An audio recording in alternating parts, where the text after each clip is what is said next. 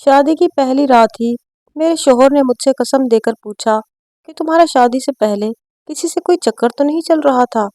مجھے بھی مجبور ہو کر بتانا پڑا کہ میں شادی سے پہلے اپنے کزن سے محبت کرتی تھی، لیکن اس کزن کی منگنی میری چھوٹی بہن سے ہو گئی اور ایک روز میری بہن میرے گھر رہنے کے لیے آئی۔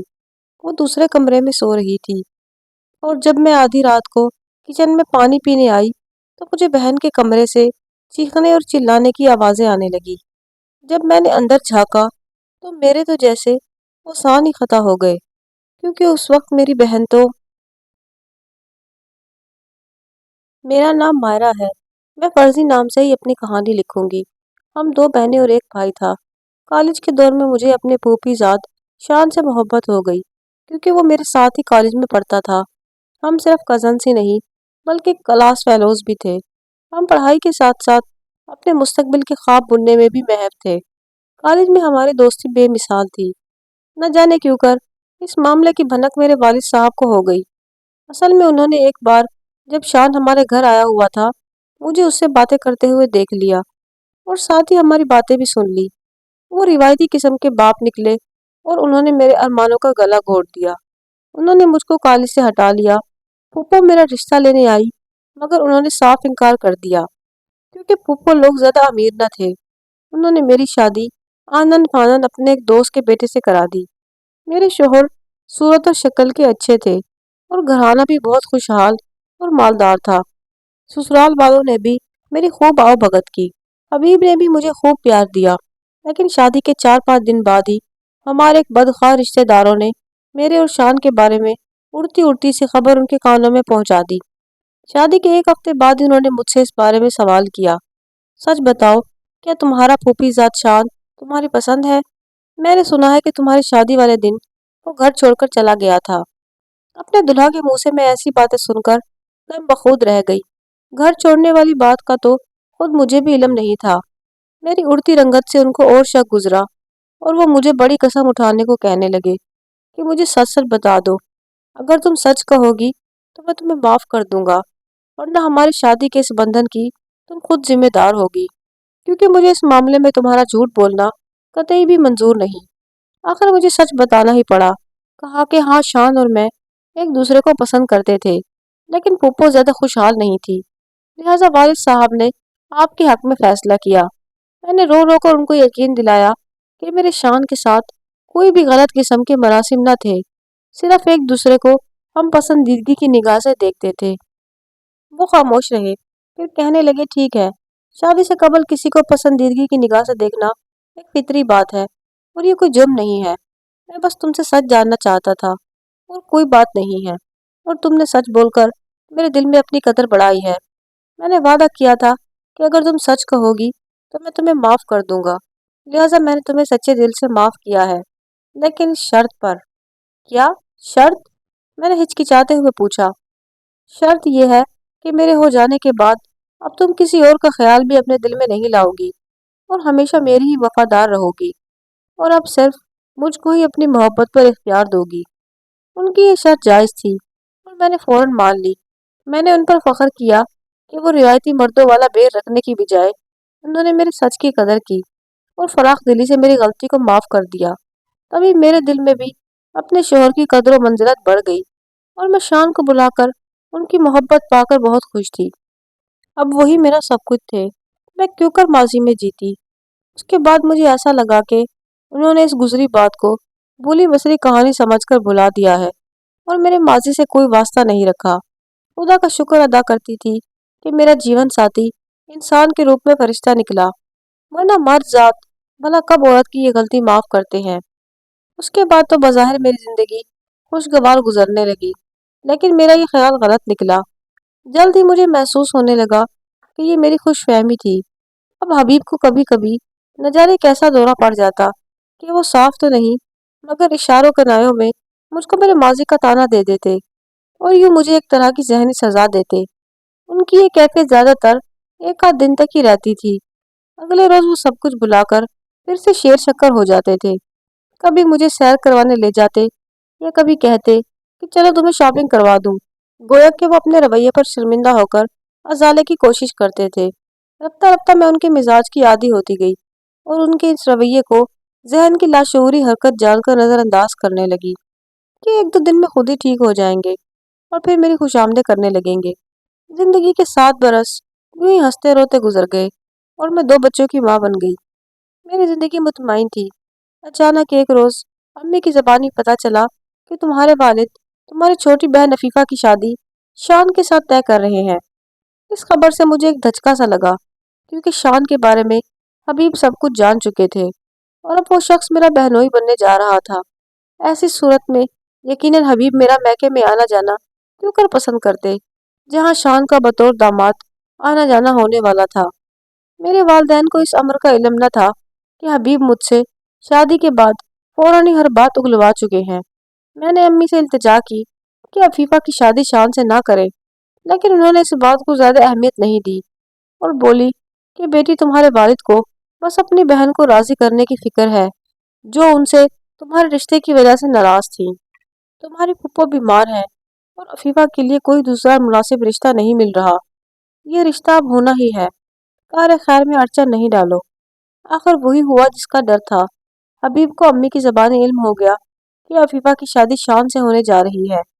ये खबर सुनते ही उनके दिमाग में तशवीश की कोई लहर दौड़ गई। इससे पहले कि शान हमारे घर नहीं आते जाते थे, क्योंकि पुप्पो मेरा रिश्ता शान से ना करने की वजह से वालिद साहब से रूठी हुई थी।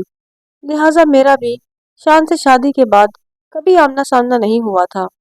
अब तकदीर शान और अफीफा को मिलाने वाली थी, तो शान से मेरा आमना सामना हो जाना भी लाजमी था। और यही बात मेरे शोहर के लिए तशवीश का बायस थी। उन्होंने मुझसे कहा कि तुम अपने वालिदैन को मजबूर करो कि वो अफीफा की शादी शान से ना करें, बल्कि उसके लिए हम मुहब का रिश्ता लेकर जाते हैं। मैंने अम्मी से बात की कि आप शान की बजाय अफीफा का रिश्ता मेरे देवर से कर दे, क्योंकि हबीब की भी यही ख्वाहिश है। इस तरह हम दोनों बहनें एक ही घर में हो जाएंगी। वैसे भी माली लिहाज से मेरा ससुराल पुप्पो वालों से कहीं ज्यादा बेहतर है। अफीफा और मेरा साथ भी हो जाएगा और हम दोनों बहनें खुश रहेंगी। अम्मी फौरन कहने लगी कि पहले ये ख्याल हबीब को क्यों नहीं आया। अब जबकि तुम्हारी वालिद ने अपनी रूठी हुई बहन को मनाने की खातिर शान को दामाद बनाना कबूल कर लिया है, तो तुम लोग इस मामले में मदाखलत कर रहे हो। ये जान लो कि तुम्हारे अब्बू अब किसी तौर भी नहीं मानेंगे, चाहे तुम्हारे मियाँ खुद भी बात कर लें। अम्मी का जवाब मैंने हबीब को पहुंचा दिया, तो वो बोले, ठीक है, मैं खुद तुम्हारे वालिद से बात कर लेता हूँ। अगर वो चाहें तो एक बहुत खूबसूरत मकान तुम्हारी बहन के नाम लिख कर देने को भी तैयार है, लेकिन अफीफा का रिश्ता शान से मुझे बिल्कुल नामंजूर है। उन्होंने मेरे वालिद से बात की और अपने छोटे भाई के लिए रिश्ता तलब किया। वालिद साहब ने साफ इनकार कर दिया। कहने लगे, बेटा, बरसों बाद रूठी बहन को मनाने का मौका हाथ आया है और अब शान भी मान गया है, तो मैं ये मौका क्यों हाथ से गंवाऊं। तुमको तुम्हारे भाई के लिए कोई दूसरी अच्छी लड़की मिल जाएगी, मगर मुझे मेरी बहन कभी नहीं मिलेगी, क्योंकि वो आजकल बहुत बीमार है और मैं उसको इस हाल में दुखी नहीं कर सकता। इंसान की जिंदगी का भला क्या भरोसा है। अब्बा जान को कतई इल्म न था कि मेरे और शान की पसंदीदगी की दास्तान से हबीब को आगाही हो चुकी है। बहरहाल वो अब्बा जान के इनकार से बहुत जज्बस मुंह लटकाकर घर लौट आए, लेकिन उनके दिल से कसक न गई, बल्कि शान के लिए कदूरत और सवा हो गई। इन्हीं दिनों में बीमार पड़ गई, तो अम्मी ने मेरी देखभाल के लिए अफीफा को मेरे पास भेज दिया। कबल वक्त विलादत से मैंने अपनी होने वाली औलाद को खो दिया था। हॉस्पिटल में 3 दिन रहने के बाद मैं उसी दिन घर आई थी। तब अफीफा मेरे घर आ गई। मुझे उसकी देखभाल की जरूरत थी, इसलिए अफीफा मेरे पास ही रह गई। एक रात मेरे कमरे में सो गई, जबकि दूसरी शब मैंने उसको अपने बराबर वाले कमरे में सोने के लिए भेज दिया, क्योंकि रात भर बच्चों के उठने और जागने की वजह से वो निढाल सी लग रही थी। मेरे बच्चे रात को अक्सर उठ बैठकर रोने लगते थे, जबकि मैं जानती थी कि वो सुकून की आदी थी, यहाँ जैसे उसकी नींद ही पूरी ना हुई थी। आज मेरे कमरे में हबीब और मेरी सास सो रहे थे। मैं तो दवा खाकर गनौदगी में जा चुकी थी। मालूम ही ना था कि मेरी बहन के साथ क्या होने वाला है। तकरीबन रात 4 बजे मैं किचन में पानी पीने आई। अफीफा के कमरे की लाइट जल रही थी। मैंने थोड़ा सा दरवाज़ा खोलकर अंदर झाँका, तो अफीफा फर्श पर दीवार के साथ टेक लगाए बैठी थी। मैंने अफीफा को निहायत गमज़दा और बुझा बुझा पाया। आंसू उसकी आंखों से गालों पर बह रहे थे और ये मंजर देखकर मेरा दिल दहल गया। मैं उसके पास गई तो اس کی آنکھیں سرخ تھی۔ مجھ کو لگا شاید وہ رات بھر روتی رہی ہے۔ میرے پوچھنے پر وہ خاموش رہی اور میرے گلے لگ کر زور زور سے رونے لگی۔ جب میں نے اسے چپ کروایا تو اس نے مجھے بتایا کہ گزشتہ رات اس پر کیا بیتی، جسے سن کر میرے پیروں سے زمین نکل گئی۔ اس نے بتایا کہ تمہارا دیور رات میرے کمرے میں آیا تھا اور اس نے کمرے کی بتی روشن کی تو میری آنکھ خود بخود ہی کھل گئی۔ وہ مجھے اپنے ساتھ شادی کے لیے منانے آیا تھا۔ جب میں نے اس کو بتایا کہ میرے والد کبھی راضی نہیں ہوں گے اور وہ راضی نہ ہوئے تو میں بھی ظاہر ان کی رضا سے ہی شادی کروں گی، تب اس نے مجھے نہ جانے ایسا کیا سنگھایا کہ مجھے ہوش ہی نہ رہا۔ اس نے ایسا اس لیے کیا تاکہ میں ایسی صورتحال بن جائے کہ مجھے اسی سے شادی کرنی پڑے۔ میں نے آپ لوگوں کی طرف آنا چاہا تو اس نے مجھے کچھ ایسا سنگھا دیا کہ مجھے ہوش ہی نہیں رہا۔ اب میں یہاں نہیں ٹھہر سکتی، مجھے اپنے گھر جانا ہے۔ عفیفہ رو رہی تھی اور میں اس کی بربادی پر ماتم خواہ تھی۔ میں نے امی کو فون کیا اور کہا کہ عفیفہ کی طبیعت ٹھیک نہیں ہے، آپ اس کو لے جائیں۔ 2 ہفتے بعد اس کی شادی تھی۔ اگر شور مچاتی تو اپنی ہی بہن کی بدنامی تھی کہ پھر ہو سکتا شان بھی اسے شادی سے انکار کر دیتا اور میرے ماں باپ کسی کو منہ دکھانے کے قابل ہی نہ رہتے۔ میرے فون کرنے کے گھنٹے بھر بعد وہ آ گئی اور اس کو لے گئی۔ میرے دل میں اپنے شوہر اور دیور کے لیے سخت غصہ بھرا تھا۔ دل چاہتا تھا کہ دیور کا تو قتل ہی کر دوں، وہ بظاہر ایک شریف انسان تھا مگر اس قدر گھٹیا تھا مجھے اندازہ ہی نہیں تھا۔ مجھ کو لگتا تھا کہ شاید میرے شوہر اور دیور دونوں اس معاملے میں شامل ہیں اور یہ ان کی ملی بھگت تھی، کیونکہ اس شادی کے خلاف تو میرے شوہر ہی تھے۔ میں نے عفیفہ کی شادی تک کا کسی سے ذکر نہ کیا اور عفیفہ کو بھی منع کر دیا۔ اب اپنے والدین کی عزت جانی تھی۔ اللہ نے عفیفہ کو ہمت دی اور اس نے بھی حوصلے سے کام لیا۔ اس کی عزت کی لاج رہ گئی اور اس کی شان سے شادی کی۔ مگر یہ سوچ سوچ کر میرا دل کڑتا تھا، گویا میرے جیون ساتھی کے دل میں شان کی نفرت کا کانٹا ابھی تک بری طرح پیوست تھا۔ یہ گھاؤ کسی طور پر بھی نہ بھر سکا تھا، ورنہ میرے دیور کی ایسی جرأت کہ آدھی رات کو وہ عفیفہ کے کمرے میں جا کر اس کو خود سے شادی پر راضی کرتا، اور جبکہ اس کا میری بہن کے ساتھ کوئی ماشکا بھی نہیں تھا۔ دونوں ایک دوسرے سے بات چیت تک نہ کرتے تھے۔ میری بہن کا شاید کبھی 2 4 بار ہی اس سے سامنا ہوا ہو، کبھی کوئی پسندیدگی وغیرہ کا بھی معاملہ تھا ہی نہیں۔ اس کے دل میں اچانک میری بہن سے محبت کہاں سے آ گئی تھی۔ میرا دیور اس واقعے کے بعد بیرون ملک چلا گیا اور ادھر ہی شادی کر لی۔ عفیفہ کی شادی کے بعد میں نے شوہر سے اس واقعے کا ذکر کیا اور اس کے ساتھ خوب جھگڑا کیا، مگر وہ کہنے لگے کہ تم کتنا غلط سوچتی ہو میرے بارے میں اتنی گھٹیا حرکت میں کیسے ملوث ہو سکتا ہوں۔ مجھے تو حیرت اس بات کی ہو رہی ہے کہ محب بھی ایسا کر سکتا ہے۔ اگر اس نے ایسا کیا ہے تو وہ میرے سامنے ہوتا تو میں اس بغیرت کی جان لے لیتا، مگر تم مجھ پر اتنا بڑا الزام لگا رہی ہو۔ یہ میری سازش تھی۔ اگر میں اتنا گھٹیا ہوں تو میں تمہیں طلاق دے دیتا ہوں۔ غرض وہ مجھ پر برس پڑے۔ وہ مجھے میری دوسری بہن کے گھر چھوڑ گئے۔ جب آنا ہو تو فون کر دینا۔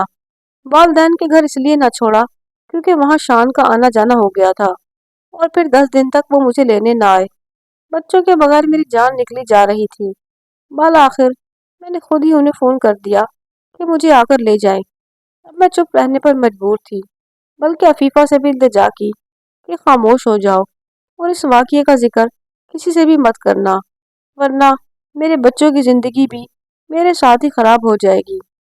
شان کی شادی تو ابو جان نے عفیفہ سے کر دی، مگر حبیب نے مجھ کو بہن کی شادی میں شرکت کی اجازت نہ دی تھی۔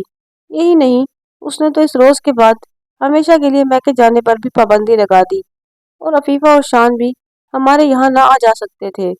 عفیفہ اپنے گھر میں خوش تھی اور شاید کہ اس کے پچھلے گھاؤ بھی بھر گئے۔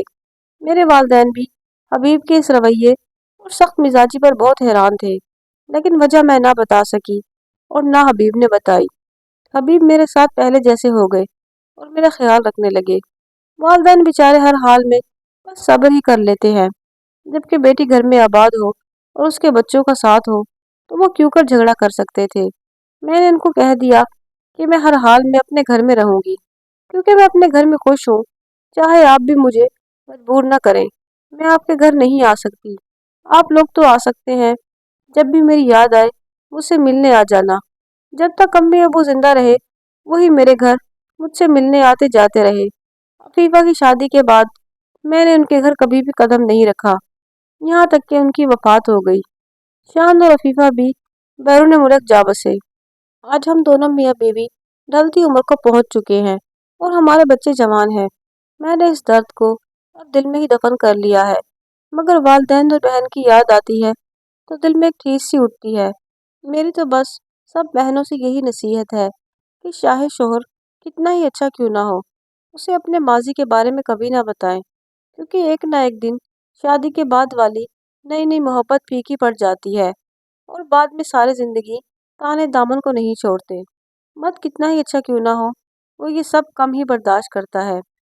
مزید ایسی کہانیاں سننے کے لیے میرے چینل کو ضرور سبسکرائب کریں۔ Thank you.